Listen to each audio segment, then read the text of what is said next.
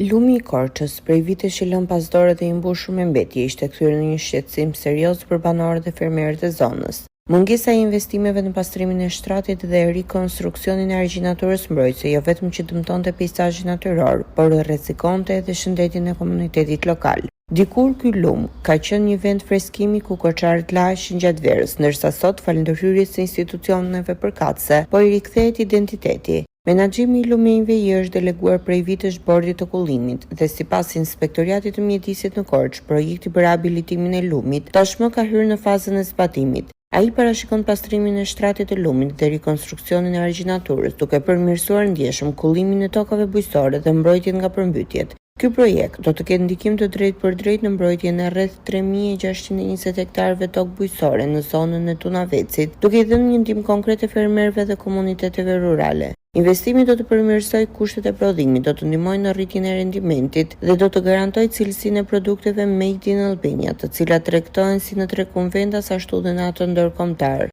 Zona e Tunavecit njihet për prodhimin bujqësor dhe blegtoral cilësor në çdo stin të vitit. Ky projekt është një hap i rëndësishëm për të mbështetur bujqësinë shqiptare dhe për t'i dhënë vlerë punës së fermerëve vendas.